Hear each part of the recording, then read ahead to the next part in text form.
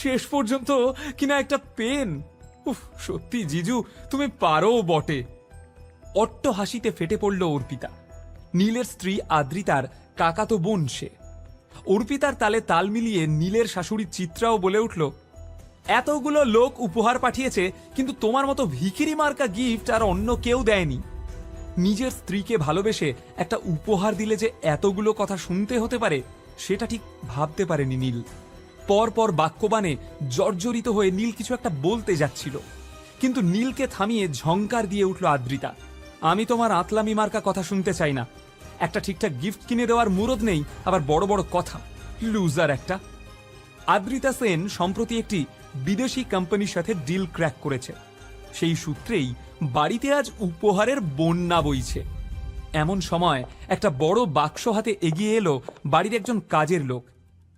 দিদিমণি, এই উপহারটা বিজন দাদাবাবু পাঠিয়েছেন। বিজনের নামটা শুনেই আদ্রিতার যেমন মুখে হাসি ফুটে উঠল, তেমনি নীলের চোখে ফুটে উঠল রাগ। আদ্রিতার ইনভেস্টর কাম ফ্রেন্ড বিজনকে দু চোখে দেখতে পারে না নীল।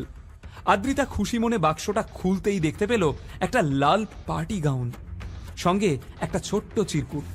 কনগ্রাচুলেশনস আদ্রিতা, আজ সন্ধ্যায় এটা পরেই তুমি ডিল সাইন করবে, তারপর আমার সাথে ডিনারে যাবে। এই সবকিছুই বিজন করছে শুধুমাত্র তোমার সুযোগ নেওয়ার জন্য। ও ভালো লোক নয়। আদ্রিতাকে সাবধান করে বলে উঠল নীল, কিন্তু ওর সাবধানতার ফল হলো উল্টো। তেলে বেগুনে জ্বলে উঠল সবাই। নিজের পকেট গড়ের মাঠ, এদিকে অন্যের গিফট দেখে হিংসেতে জ্বলে যাচ্ছে। ব্যঙ্গ করে বলল চিত্রা। হঠাৎ নীলকে চ্যালেঞ্জ ছুড়ে দিল আদ্রিতা। ঠিক আছে, আমি তোমাকে একটা সুযোগ দিচ্ছি।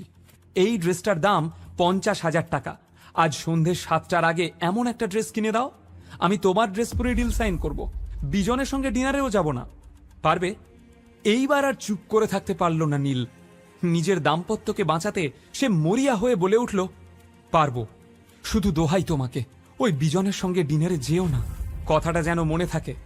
কাজটা করতে না পারলে কিন্তু তোমাকে ঘুঁটের মালা পরাবো। চিত্রাও নিজের রাগ উগরে দিল নীলের প্রতি। এটি সেন পরিবার, শহরের অন্যতম ধনী একান্নবর্তী পরিবার। তবে এই পরিবারকে সুখী পরিবারের অপবাদ পরম নিন্দুকেও দেবে না। এই বাড়িতে রোজ সকালে তুচ্ছ কারণে অশান্তি বেঁধে যায়, আর প্রত্যেক অশান্তির দায় শেষ পর্যন্ত নীলের ঘাড়ে গিয়ে পড়ে। অপমান সহ্য করেও নীল কোথাও যায় না, ঘর জামাই হয়ে পড়ে থাকে। কারণ ও জানে পরিবার ভাঙার যন্ত্রণা। পাহাড় প্রমাণ চিন্তা নিয়ে না খেয়েই নিজের ভাঙা স্কুটারে চড়ে রাস্তায় বেরিয়ে পড়ল নীল। এখন 12টা বাজে, হাতে বেশি সময় নেই, কিন্তু যার পকেটে মাত্র 50 টাকা, যে গত 2 বছর শ্বশুর বাড়ির অন্নে প্রতিপালিত, সে কিভাবে একদিনে রোজগার করবে 50,000 টাকা? রাস্তায় যাকেই দেখে তাকে হন্যে হয়ে জিজ্ঞেস করে নীল, একটা কাজ দিতে পারেন দাদা? আমার টাকার বড্ড দরকার। কেউ তাকে পাগল বলে এড়িয়ে যায়, কেউ বা আবার মুখ ঝামটা দিয়ে তাড়িয়ে দেয়। খুঁজতে খুঁজতে হঠাৎ একটা সাইনবোর্ডের দিকে চোখ যায় নীলের। সেখানে লেখা আছে, রক্তদান জীবনদান। এখানে উপযুক্ত মূল্যে রক্ত ক্রয় করা হয়। নীল জানত পয়সার একটা জোগাড় হয়ে গেছে। নীলের ব্লাড গ্রুপ বেশ বিরল, ও নেগেটিভ। বাজারে এর চাহিদা প্রবল। নিজের রক্ত বিক্রি করে ওর ভালোবাসার জন্য উপহার কিনবে নীল। নিজের প্রেমকে প্রমাণ করতে চায় সে। এদিকে সাইনবোর্ডের ঠিকানায় পৌঁছতেই ডাক্তাররা লুফে নিল তাকে। ডাক্তারদের জোর জবরদস্তি করে পুরো 2 বোতল রক্ত দেওয়ার পর নীল পেয়ে গেল 30,000 টাকা।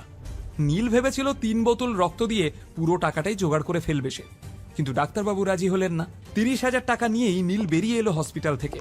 ওখান থেকে দেওয়া ডিম কলাটা খেতে গিয়ে দেখল রাস্তায় বসে থাকা এক ভিখারি বাচ্চা ওর দিকে লোলুপ দৃষ্টিতে চেয়ে রয়েছে। খাবারটা আর মুখে তুলতে পারল না নীল। হাসি মুখে তা বাচ্চাটাকে দিয়ে এগিয়ে গেল। পেটে একটা দানাও পড়ল না তার। মাথাটা খুব ঘুরছিল, পায়েও বিশেষ জোর পাচ্ছিল না সে। কিন্তু হাত ঘড়ির দিকে চোখ যেতেই নীল চমকে উঠল। এখন দুপুর 2টো, হাতে মাত্র কয়েক ঘন্টা। নিজের বউকে সেই বিজন রাক্ষসের হাত থেকে রক্ষা করার জন্য নীলের চাই আরো 20,000 টাকা। এভাবেই ঘুরতে ঘুরতে 3টে বেজে গেল। একে আদ্রিতার কাছে মুখ দেখাতে না পারার দুশ্চিন্তা, তার উপর দুপুরবেলার সূর্যের তেজ। হঠাৎ নীলের চোখের সামনে অন্ধকার নেমে এলো।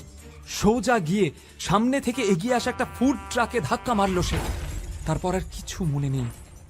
কিছুক্ষণ পর চোখ মেলে নীল দেখল রাস্তার মাঝখানে পড়ে আছে সে। চারপাশে অনেক লোক। ফুড ট্রাকের মালিক কমলবাবুর রাগত গলায় বলে চলেছে, কি সব উটকো লোক এসে পড়ে, এক পার্টির জন্য হন্যে হয়ে ওয়েটার খুঁজছি, তার উপর আবার এসব ঝামেলা, এ তো উঠে পড়েছে, এখন আমি চলি।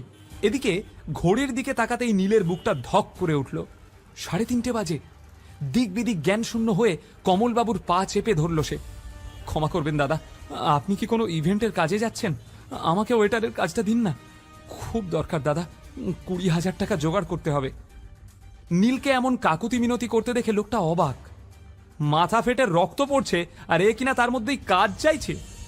কমলবাবু পা ছাড়িয়ে বলল, বেশ বেশ, একটা কিটি পার্টি আছে, সেখানে লোকেদের খাবার দেওয়া, বাসন মাজা, টেবিল পরিষ্কার করা, এই সব পারবেন আপনি? তবে অত দিতে পারবো না, 15,000 দেব, চলবে? এ তো মেঘ না চাইতেই জল। প্রস্তাবটা লুফে নিল নীল। টলমলো পায়ে উঠে দাঁড়ালো সে। লেক গার্ডেন্সের একটা বিলাসবহুল বাগান বাড়িতে আজ সব বড় লোকের বউদের কিটি পার্টি চলছিল। সেখানে পৌঁছে নীল তড়িঘড়ি নিজের নোংরা জামাকাপড় ছেড়ে ওয়েটারের কস্টিউমটা পরে নিল। জায়গাটা ডেকোরেট করে খাবার পরিবেশন করতে যাবে এমন সময় নীল দেখল আদ্রিতার মা চিত্রা এবং কাকাতো বোন অর্পিতাও এসেছে সেখানে। ওদের দেখে প্রমাদ গুনল নীল। এরা দুজন নীলকে দেখতে পেলে আর রক্ষে নেই, হয়তো এমন ঝামেলা করবে যে কমলবাবু ওকে টাকাটাই দেবে না। পাথরের মূর্তির মতো দাঁড়িয়ে কি করবে ভাবছিল নীল। তখন কমলবাবু পেছন থেকে তাড়া লাগালো, সঙ্গের মতো দাঁড়িয়ে আছো কেন, খাবার সার্ভ করো। কাঁপা কাঁপা পায়ে পা বাড়াতেই কমলবাবু বলে উঠল, আরে মাস্ক ছাড়ে যাচ্ছ কেন, এসব বড় লোকেরা ভীষণ হেলথ কনসিয়াস হয়। কমলবাবুর বকুনিতে যেন আশার আলো দেখতে পেল নীল। মাস্ক পরে চুপচাপ সবাইকে খাবার সার্ভ করে বেরিয়ে এলো সে। তারপর মদের পেগ বানিয়ে লোকের এঁটো কাটা তুলে, টেবিল মুছে, বাসন মেজে সবটা প্রায় সামলে নিল নীল। কিছু টাকা টিপস পেয়ে সাথে কমলবাবুর দেওয়া টাকা যোগ করে 20,000 টাকা জোগাড় করে নিল সে। মনের আনন্দে লাফিয়ে উঠল নীল। ভাবল, আদ্রিতা, আজ আমি প্রমাণ করে দেব যে সত্যি আমি তোমাকে কতটা ভালোবাসি। সাউথ কলকাতার 5খানা বুটিক ঘুরে সব থেকে দামি ডিজাইনার বুটিকে একটি সুন্দর নীল রঙের ড্রেস পছন্দ করল নীল। যেন মনে মনে দেখতে পেল আদ্রিতাকে, কি অপরূপা সুন্দরী লাগছে তাকে। কিন্তু বিল মেটাতে গিয়ে 440 ভোল্টের ঝটকা খেল নীল। এ কি, এ তো মাত্র 20,000 টাকা, বাকি 30,000 টাকা গেল কোথায়? বিদ্যুৎ চমকের মতো নীলের মনে পড়ল সে নিজের জামাকাপড় ছেড়ে ওয়েটারের পোশাক পরেছিল। সারা পার্টিতে ওই 30,000 টাকাটা ওভাবেই রাখা ছিল ওর ছেড়ে রাখা প্যান্টের পকেটে। কেউ হয়তো সুযোগ বুঝে চুরি করে নিয়েছে। মাথায় বাজ পড়ল নীলের। প্রায় 6টা বাজে, 7টায় বেরোবে আদ্রিতা। দাঁত খিচিয়ে সেই বুটিকের ম্যানেজার বলল, কি হলো, পেমেন্টটা তো করুন, ড্রেস নিয়ে দাঁড়িয়ে আছেন। চোখে জল এসে গেল নীলের। ম্যানেজারকে অনুরোধ করল সে, দাদা, আমি পুরো টাকাটাই নিয়ে এসেছিলাম, কোনোভাবে 30,000 টাকা চুরি হয়ে গেছে, আমায় ড্রেসটা দিন, আমি বাকি 30,000 টাকা দিয়ে দেব, কথা দিচ্ছি। ম্যানেজার বলে উঠল, যে অবস্থায় দোকানে এসেছিলে দেখেই বুঝেছিলাম কেনার ক্ষমতা নেই। এই কে আছিস, ঘাড় ধাক্কা দিয়ে বের করে দে এটাকে। সারাদিন অক্লান্ত পরিশ্রম করেও ভাগ্যের কাছে হেরে সেন বাড়িতে ফিরল নীল। বাড়িতে পা রাখতেই চিত্রা ঘুঁটের মালাটা পরিয়ে দিল নীলকে। চমকে উঠল নীল। জানতাম হারবে, তাই প্রথমেই ঘুঁটের মালাটা পরিয়ে দিলাম, অকর্মা কোথাকার। ব্যঙ্গ করে বলে উঠল চিত্রা। কিন্তু কোনো কথার উত্তর দেওয়ার মতো অবস্থায় ছিল না নীল। সিঁড়ির দিকে তাকিয়ে ও পাথরের মতো দাঁড়িয়েছিল। কেননা বিজনের দেওয়া ড্রেসটা পরে নেমে আসছিল আদ্রিতা। অপূর্ব মোহময়ী দেখাচ্ছিল তাকে, যেন স্বর্গের কোনো অপ্সরা। অর্পিতা এবং চিত্রাকে বাই বলে বেরিয়ে গেল আদ্রিতা। নীলকে কিছু বলারও সুযোগ দিল না, যেন ও জানতই যে নীল পারবে না। মনের দুঃখ মনেই চেপে রেখে নিজের ঘরে ফিরে এলো সে। ড্রেসিং টেবিলে রাখা আদ্রিতার বাবা প্রতীক সেনের ফটো ফ্রেমটা তুলে নিয়ে প্রশ্ন করল নীল, এ আমাকে কোথায় ফাঁসিয়ে গেলেন গুরুদেব? আপনার কথায় আপনার মেয়েকে বিয়ে করে এই বাড়িতে থাকতে রাজি হয়েছিলাম। ঈশ্বর জানেন, এর পিছনে আমার কোনো অসৎ উদ্দেশ্য ছিল না। আমি জানি না আমাদের এই সম্পর্কের ভবিষ্যৎ কি, শুধু এইটুকু জানি আদ্রিতাকে আমি ভীষণ ভালোবেসে ফেলেছি। কিন্তু রোজকার এই অপমান তো আমি আর নিতে পারছি না। হঠাৎ পাশের ঘর থেকে আসা টিভির নিউজ শুনে স্থির হয়ে গেল নীল। দেশের অন্যতম এবং পূর্ব ভারতের বৃহত্তম নির্মাণ সংস্থা রয় চৌধুরী কনস্ট্রাকশন লিমিটেডের ভবিষ্যৎ এবার বড়সড় প্রশ্নচিহ্নের মুখে। বিপুল লোকসানে চলা সংস্থাটি যে কোনো দিন দেউলিয়া হয়ে যেতে পারে। হঠাৎ খুব ব্যস্তভাবে নিজের সস্তার ফোনটা উঠিয়ে নিল নীল, আর দেখল 40টা মিসড কল আর 10টা টেক্সট মেসেজ। নীল প্রথম মেসেজটা খুলে পড়ল। নীল, তোমাকে ভীষণ প্রয়োজন, একবার যোগাযোগ করো। জানি তুমি রেগে আছো, কিন্তু এখন ওসব ভুলে যাও প্লিজ। এমন অনেকগুলো মেসেজ পড়ার পর মাথা গরম হয়ে উঠল নীলের। আপন মনেই সে বলল, বাবা, এত ভালোবাসা। এমন সময় ফোন আবার বেজে উঠল। নীল ফোনটা রিসিভ করতেই ওপার থেকে এক বৃদ্ধের কণ্ঠস্বর ভেসে এলো। হ্যালো নীল। নীল ভীষণ ঠান্ডাভাবে উত্তর দিল, বলুন মিস্টার শশাঙ্ক রায়চৌধুরী। এমন কঠোর সম্ভাষণ আশা করেননি শশাঙ্ক রায়চৌধুরী। কোনো রকমে নিজেকে সামলে নিয়ে বললেন, কেমন আছিস দাদু ভাই? তোকে বড় মিস করি। নীল বিদ্রুপ করে বলল, এতগুলো বছর লেগে গেল আমায় মিস করতে? বৃদ্ধ বোধহয় এইসব শোনার জন্য প্রস্তুত হয়েই ছিলেন। বেশ দুর্বলভাবে বলে উঠলেন, জানি বাবা, তুই রেগে আছিস। যে অন্যায় আমরা তোর সাথে করেছি তাতে তোর রাগ হওয়াটাই স্বাভাবিক। নীলের থেকে কোনো উত্তর না পেয়ে শশাঙ্কবাবু বলে চললেন, কিন্তু বিশ্বাস কর, এতগুলো বছরে একটা দিনও তোর কথা না ভেবে আমি কাটাতে পারিনি। নীল বিদ্রুপের সুরে বলল, খবরে শুনলাম রয় চৌধুরী গ্রুপ অফ ইন্ডাস্ট্রিজ ডুবতে চলেছে, তাই আমায় মনে পড়ল তো। শশাঙ্কবাবু এড়িয়ে গিয়ে বেশ দুর্বল গলায় বললেন, তোর কি ধারণা আমি এতদিন পরে বিজনেস ম্যাটার ডিসকাস করতে তোকে ফোন করেছি?